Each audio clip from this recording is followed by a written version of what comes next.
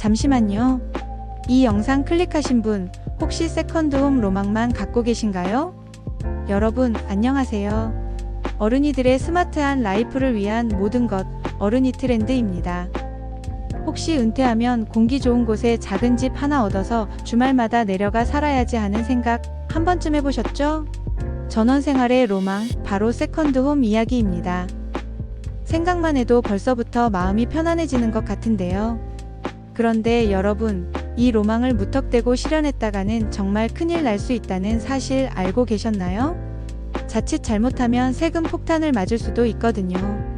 실제로 얼마 전 제 지인 한 분이 정말 속상한 일을 겪었습니다. 평생의 꿈이었던 강원도에 작은 집을 하나 장만했는데 갑자기 날아온 세금 고지서를 보고 얼굴이 하얘지셨다는 거예요. 기존에 살던 아파트까지 2주택으로 잡히면서 양도세, 종부세 폭탄을 맞게 된 거죠. 정말 남의 일이 아닙니다. 아니, 나는 투기하려는 것도 아니고 그냥 주말에 쉬려고 작은 집 하나 산 건데 이게 그렇게 잘못된 건가요? 하고 억울해하시는데 제가 다 마음이 아프더라고요. 아마 많은 분들이 비슷하게 생각하실 겁니다. 나는 투기꾼이 아니니까 괜찮겠지 하고 안일하게 생각하시다가 나중에 예상치 못한 세금에 당황하실 수 있다는 거죠. 하지만 너무 걱정 마세요.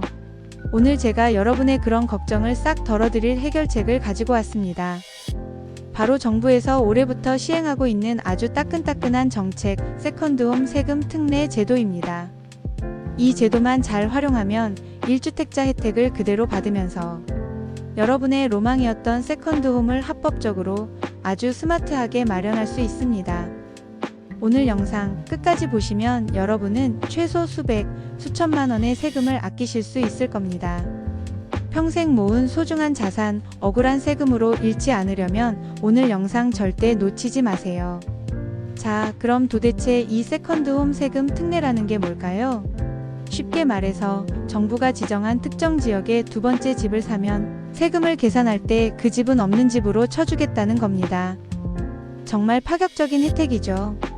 원래대로라면 집이 두 채가 되는 순간 종합부동산세, 양도소득세, 재산세 부담이 확 늘어나잖아요.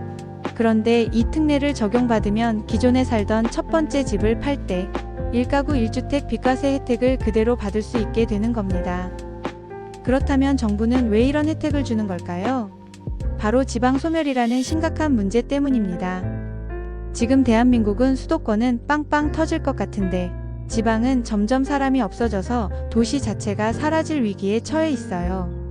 그래서 정부가 생각해낸 묘안이 바로 생활인구라는 개념입니다. 주민등록상 인구는 아니더라도 주말이나 휴가 때라도 꾸준히 지역을 방문하고 돈을 쓰는 사람들을 늘려서 지방에 활기를 불어넣겠다는 거죠. 바로 저와 여러분 같은 어른이들이 그 주인공이 될 수 있다는 이야기입니다. 그럼 가장 중요한 것, 어떤 집을 사야 이 혜택을 받을 수 있을까요? 아무데나 아무 집이나 산다고 다 되는 게 절대 아닙니다. 딱 3가지 조건만 기억하시면 됩니다. 바로 지역, 가격, 그리고 시기입니다. 첫 번째, 지역입니다. 가장 중요해요. 이 특례는 인구 감소 지역으로 지정된 곳에만 해당됩니다. 현재 행정안전부에서 지정한 인구 감소 지역은 총 89곳인데요. 경기도의 가평, 연천부터 시작해서 강원도, 충청도, 전라도, 경상도까지 전국에 분포되어 있습니다. 우리가 흔히 생각하는 휴양지나 관광지들이 많이 포함되어 있죠. 예를 들어 강원도 평창, 정선, 충남 태안, 전남 담양 같은 곳들이요. 내가 세컨드홈을 생각하는 지역이 이 리스트에 포함되는지 반드시 먼저 확인하셔야 합니다. 이 정보는 행정안전부 홈페이지나 인터넷 검색으로 쉽게 찾아보실 수 있어요. 두 번째는 가격입니다. 공시가격 기준으로 4억 원 이하여야 합니다. 여기서 중요한 건 실거래가가 아니라 공시가격이라는 점이에요.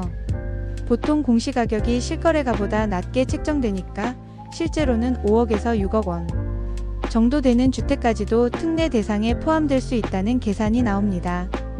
4억 원이라는 기준이 너무 낮다고 생각하실 수도 있지만 지방 소도시의 주택이나 빌라, 소형 아파트는 이 기준을 충족하는 경우가 꽤 많습니다. 마지막 3번째 조건은 시기입니다. 이 법은 2024년 1월 4일 이후에 취득하는 주택부터 적용됩니다. 안타깝지만 그 이전에 사신 분들은 해당이 안 돼요. 그리고 이 특례는 한시적으로 운영될 가능성이 높기 때문에 세컨드홈을 고민하고 계신다면 이 기회를 잘 활용하시는 게 중요합니다. 자, 정리를 해볼까요? 인구 감소 지역에 있는 공시가격 4억 원 이하의 집을 2024년 1월 4일 이후에 사면 여러분은 세컨드홈 세금 특례 혜택을 받을 수 있는 기본 자격을 갖추시게 되는 겁니다. 그럼 구체적으로 어떤 세금 혜택을 얼마나 받게 되는지 알아봐야겠죠? 이게 가장 현실적인 문제니까요. 크게 세 가지 세금에서 혜택을 봅니다. 바로 종합부동산세, 양도소득세, 그리고 재산세입니다. 먼저 종합부동산세, 즉 종부세입니다. 종부세는 비싼 집이나 여러 채의 집을 가진 사람들에게 부과되는 세금이죠. 그런데 이 특례를 적용받는 세컨드홈은 주택수에서 제외됩니다. 예를 들어 제가 서울에 공시지가 12억 원짜리 아파트 한 채를 가지고 있다고 해볼게요.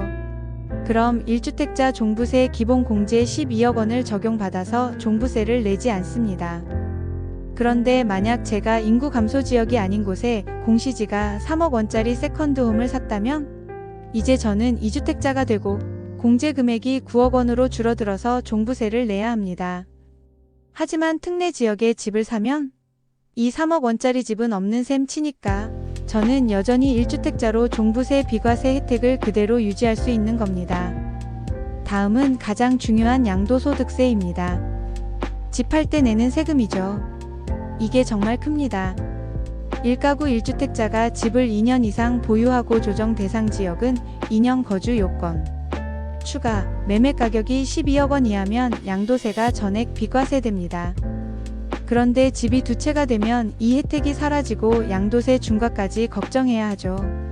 하지만 특례 주택을 가지고 있는 상태에서 기존에 살던 첫 번째 집을 팔면 이 특례 주택은 주택수에 포함되지 않기 때문에 1가구 1주택 비과세 혜택을 그대로 적용받을 수 있습니다. 수억 원의 양도세를 아낄 수 있는 정말 엄청난 혜택인 거죠. 마지막으로 재산세입니다. 재산세는 매년 내는 세금인데요. 이 부분도 혜택이 있습니다. 1가구 1주택자가 공시가격 9억 원 이하의 주택을 보유하면 재산세 특례세율을 적용받아서 세금이 조금 깎입니다. 그런데 2주택자가 되면 이 혜택이 사라져요. 하지만 특례 주택을 사면 재산세 산정 시에도 1주택자 지위를 유지해서 기존 주택에 대한 재산세 할인 혜택을 계속 받을 수 있습니다. 어떠신가요? 이렇게 따져보니 정말 어마어마한 차이죠? 똑같이 세컨드홈을 샀는데 누구는 1주택자 혜택을 다 받으면서 세금을 아끼고 누구는 2주택자가 되어서 세금 폭탄을 맞는 겁니다. 이 정보를 아느냐 모르느냐가 여러분의 소중한 자산을 지키는 결정적인 차이를 만드는 거죠. 예를 들어볼까요? 서울에 거주하는 50대 김철수 씨의 이야기입니다. 철수 씨는 은퇴 후 아내와 함께 텃밭을 가꾸는 소박한 꿈을 가지고 있었어요. 그래서 주말마다 내려갈 생각으로 충남 홍성에 작은 주택을 하나 알아봤습니다. 마침 공시가격 3억 원짜리 마음에 쏙 드는 집이 나왔죠. 만약 철수 씨가 이 제도를 몰랐다면 어떻게 됐을까요? 그냥 덜컥 계약부터 했겠죠. 그럼 철수 씨는 서울 아파트와 홍성주택 총 2주택자가 됩니다. 나중에 서울집을 팔 때 1주택 비과세 혜택은커녕 다주택자 양도세 중과를 걱정해야 할 판입니다. 종부세 부담도 늘어나고요. 하지만 철수 씨는 운 좋게도 이 제도를 알게 됐습니다. 그래서 가장 먼저 홍성군이 인구 감소 지역에 포함되는지 확인했죠. 다행히 포함이 되더군요. 공시가격도 4억 원 이하였고요. 철수 씨는 안심하고 계약을 진행했습니다. 이제 철수 씨는 홍성에 예쁜 세컨드홈이 생겼지만 세법상으로는 여전히 1주택자입니다. 나중에 서울 집값이 아무리 올라도 12억 원까지는 양도세 한 푼 안 내고 팔 수 있는 권리를 지킨 거죠. 정말 하늘과 땅 차이 아닌가요? 하지만 여러분, 이렇게 좋은 제도라고 해서 무조건 좋은 점만 있는 건 아닙니다. 몇 가지 반드시 주의해야 할 점들이 있어요. 제가 콕 집어서 알려드릴게요. 첫째, 기존 1주택을 먼저 팔아야 비과세 혜택을 받는다는 점입니다. 순서가 중요해요. 만약 세컨드홈을 먼저 팔게 되면 이 집은 그냥 일반적인 2주택자의 주택 중 하나일 뿐이라서 양도세를 내야 합니다. 반드시 기억하세요. 혜택은 기존 주택을 팔 때 적용되는 겁니다. 둘째, 취득세는 별개입니다. 세컨드홈을 살 때 내는 취득세는 2주택자 기준으로 내야 합니다. 물론 비조정 대상 지역의 공시가격 1억 원 이하 주택은 취득세 중과가 배제되는 예외 조항도 있긴 합니다만 이건 복잡하니 일단 논외로 할게요. 이번 특례는 보유세, 즉 재산세, 종부세와 양도세에 대한 혜택이지 취득세까지 감면해주는 건 아니라는 점 꼭 알아두셔야 합니다. 셋째, 농어촌주택 비과세 특례와는 다른 제도라는 점입니다.